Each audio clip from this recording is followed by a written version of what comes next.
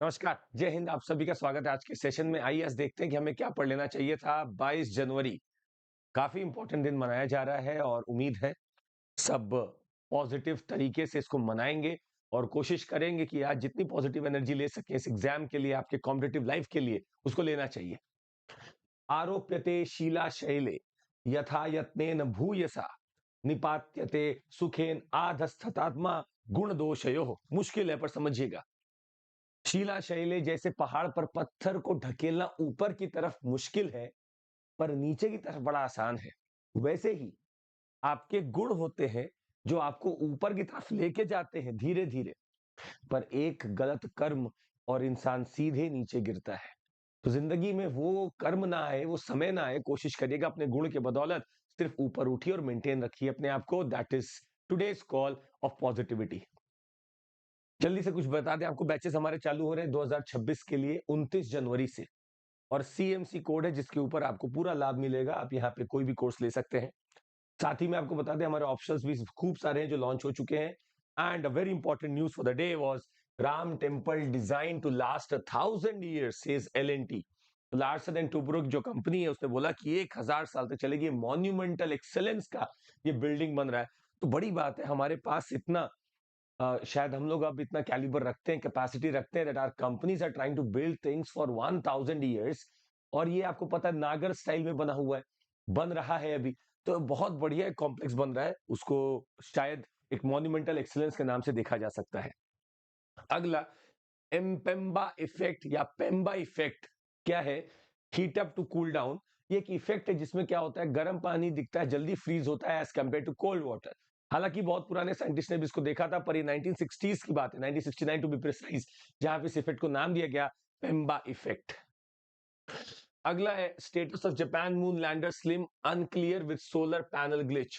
तो स्लिम आपका जो है, जो हमने आपको कल बताया था कि एक स्नाइपर की तरह भेजा गया है जापान द्वारा मून पर, और वो 100 मीटर के रेडियस में, जहां उसकी साइट चुनी गई थी 100 मीटर के रेडियस में उतरने की जो कोशिश की गई थी वो सफल हुई।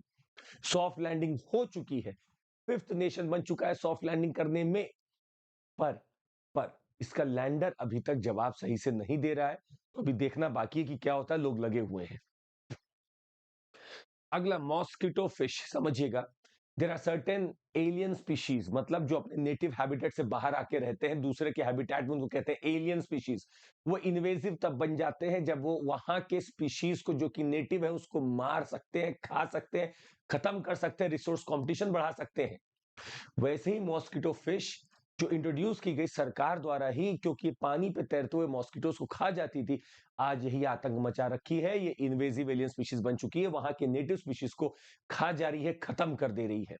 वैसे भारत में बहुत सारे इन्वेजिव एलियन स्पीशीज ऑलरेडी है। यूकलिप्टस उसमें से एक है, लैंटाना है उसमें से, आप एक जैस्मिन, एक तरह का व्हाइट ब्लूमिंग जैस्मिन है या व्हाइट डे जैस्मिन है, वो भी है।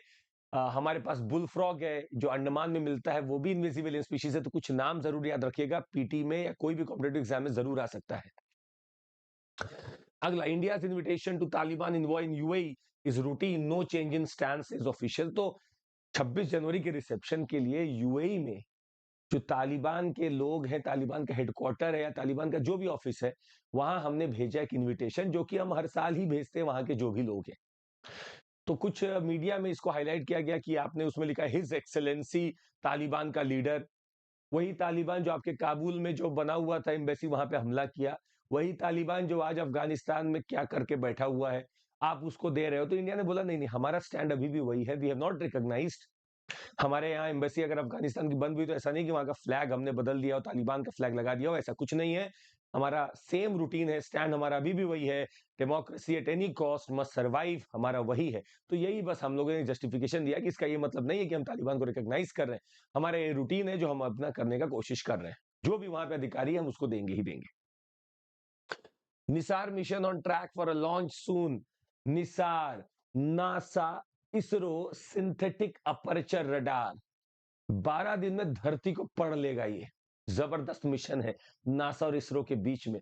इसमें नासा के कुछ इक्विपमेंट्स हैं, कुछ इसरो के इक्विपमेंट्स हैं, वो हम लोग को पढ़ना है, तो यूपीएससी अनस्टॉपेबल पर पढ़ने जरूर आ जाइएगा। और आपको ये भी बता दें, आप लोग अगर अभी भी इस ग्रुप से नहीं जुड़े चंद्रमौली एसआईआर, तो प्लीज जुड़ जाइएगा, आपको फायदा ही मिलेगा। Chandramouli sir, you will get lot of benefits there, बहुत सारी बातें होती रहती है, तो आ जाइएगा। तो ये लॉन्च होने वाला है 2024 जनवरी में ही लॉन्च होने वाला है, तो अभी पता चल जाएगा कैसे इसका क्या होगा। जनवरी में नहीं होगा तो अर्ली में होगा, ये तो तय है इसका। आइए देखते हैं। तो काफी कुछ पढ़ने वाला है ना, ऊपर जाके पूरा अर्थ का मैपिंग करेगा। आइस मास है, वेजिटेशन बायोमास है, सी लेवल राइज है, ग्राउंड वाटर है, सब कुछ ये पढ़ने की कोशिश करेगा आपका। लोकेशन है फिर आपकी युगांडा की लोकेशन हमें देखनी थी। युगांडा के जो फिलहाल के प्रेसिडेंट हैं, उन्होंने मुसेवेनी, उन्होंने तो दुख जताया कि 1970s में सारे एशियंस को युगांडा से निकाल दिया गया था। किसने? ईदी अमीन ने निकाल दिया था। तो एक दुखद वो इतिहास है। और आज स्वागत है सभी भारतीय का, सभी एशियंस का हमारे यहाँ। ये युगांडा की बात है।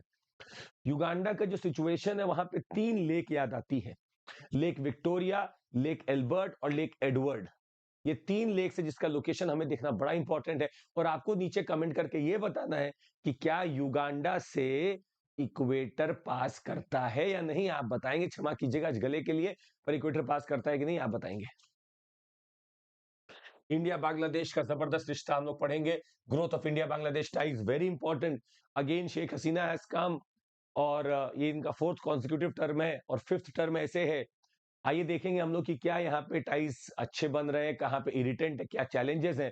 आपको बता दें, बांग्लादेश सबसे बड़ी बॉर्डर शेयर करता है अपने भारत के साथ, और यहाँ पे हमारे पास बहुत सारे रिवर के एग्रीमेंट या ट्रीटी हो रखे हैं। एक तीस्ता रिवर है जिसके ऊपर डिस्प्यूट आज भी चलता है। चाइनीज का इन्फ्लुएंस बढ़ता हुआ बांग्लादेश में जब जब दिखा, तब तक हमारे रिश्ते खराब हुए हैं। पर फिलहाल आपको बता दें, बिजली की बात हो या न्यूक्लियर पावर प्लांट की, सब में भारत मदद कर रहा है बांग्लादेश की, और रिश्ते हमारे बड़े मजबूत हैं इस समय। इंडिया वेस्ट एशिया की बात की जा रही है। आईएमईसी आइडिया थोड़ा सा बदलने वाला है। आईएमईसी क्या है? India middle east Europe economic corridor. तो मिडल ईस्ट को यूज कर कर हम लोग जाने की कोशिश कर रहे थे यूरोप तक की तौर।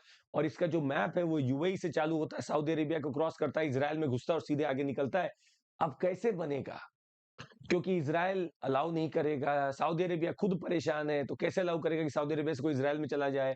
ये चौपी बन चुका है, खराब हो चुका है, इसको ठीक करना पड़ेगा, रिवाइव करना पड़ेगा। और रिवाइव करने के लिए लोगों को अब आगे आना पड़ेगा। This is what trying to do now. बड़ा अच्छा डिस्कशन इस पे हम आज आपसे करेंगे। आपको बता दी हमारी टेस्ट सीरीज भी चालू है। 2499, 299, 699। फर्क क्या है? यहाँ टेस्ट सीरीज मिलेगी, यहाँ सेल्फ स्टडी पीडीएफ मिलेगा, और यहाँ मिलेगी 20 प्रिंटेड बुकलेट्स। आज के लिए बस इतना ही। आपसे मिलते रहेंगे। Thank you so much. Take care. जय हिंद। और निरंतरता ही सफलता की कुंजी है। जो निरंतर है वही सफल है। जय हिंद।